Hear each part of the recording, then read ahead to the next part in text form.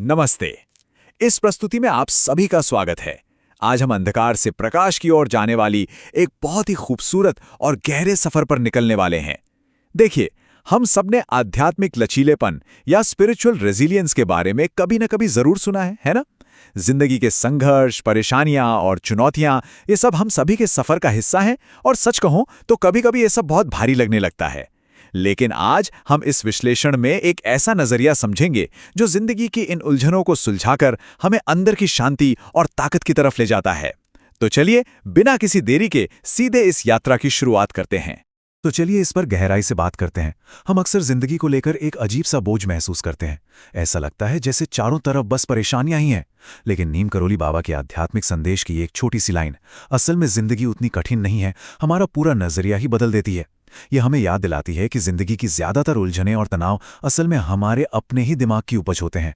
हम खुद ही अपने ख्यालों के जाल में उलझकर चीजों को जरूरत से ज्यादा मुश्किल बना लेते हैं। भाग 1, जीवन की वर्तमान उलझनें। हम अक्सर सोचते हैं कि हमारी असल समस्याएं बाहर से आ रही हैं, पर क्या वाकई ऐसा है? अब जरा इन आधुनिक चिंताओं को देखिए। पैसों की चिंता, घर परिवार की टेंशन, काम का स्ट्रेस और हमेशा सताने वाली आने वाले कल की चिंता। यही वो चीजें हैं जो हमारे दिमाग को पूरी तरह से निचोड़ लेती हैं।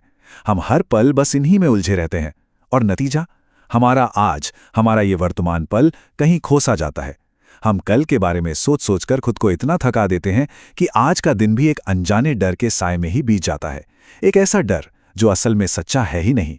भाग 2, कठिनाइयों का असली कारण।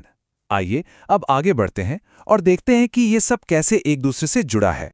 जब हम तनाव के इन लक्षणों को समझ लेते हैं तो इसके पीछे के गहरे आध्यात्मिक कारण को समझना भी बहुत जरूरी हो जाता है। आखिर मेरे साथ ही ऐसा क्यों होता है? जरा सोचिए, ये कितना गहरा और भावनात्मक सवाल है। जब भी हम जिंदगी में खुद को फंसा हुआ या हारा हुआ महसूस करते हैं तो ये सवाल अंदर से चीख कर बाहर आता है।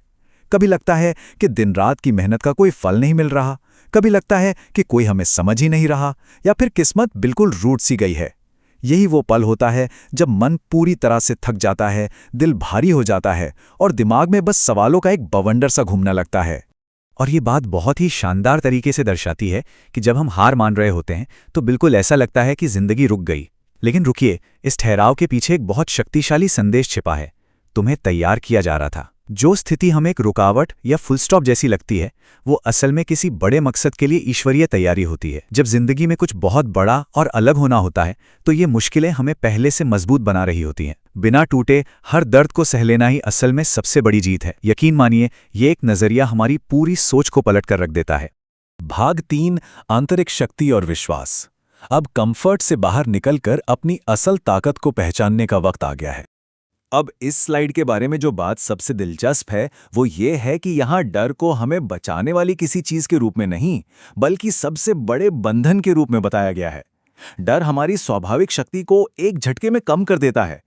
जैसे ही हम डरते हैं, हम खुद ही अपनी असली ताकत को बेड़ियों में जकड़ लेते हैं।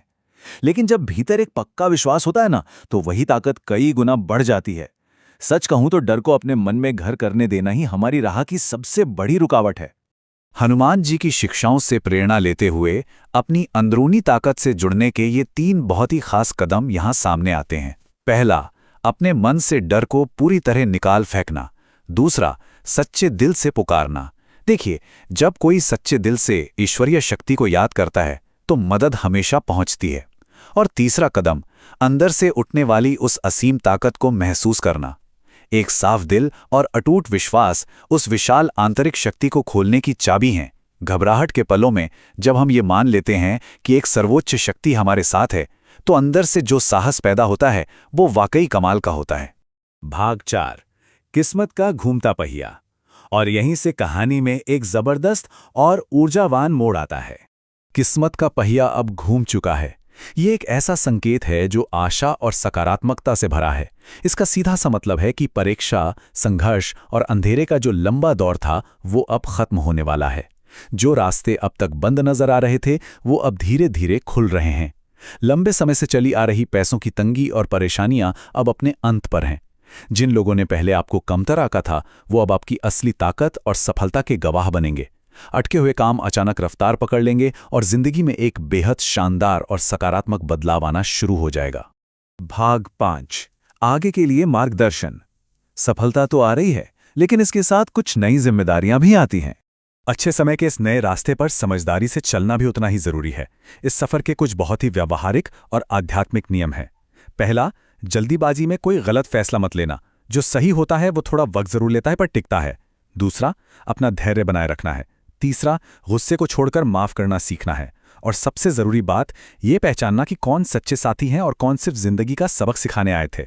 अच्छे दिन आ रहे हैं, इसमें कोई शक नहीं है, लेकिन कुछ छिपे हुए सच भी सामने आ सकते हैं, जिसके लिए हमें बहुत सारा धैर्य और एक बड़ा क्षमा करने वाला दिल चाहिए होगा।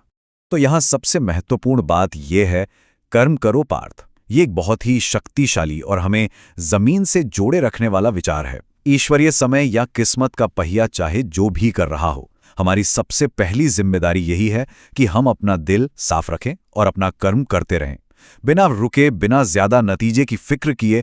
बस अपने कर्तव्य का पालन करना ही सबसे बड़ा धर्म है।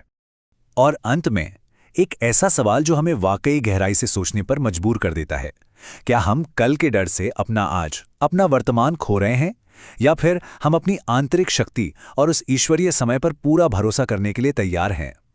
ये पूरी प्रस्तुति अंधकार से प्रकाश और डर से विश्वास तक का एक अद्भुत सफर रही है।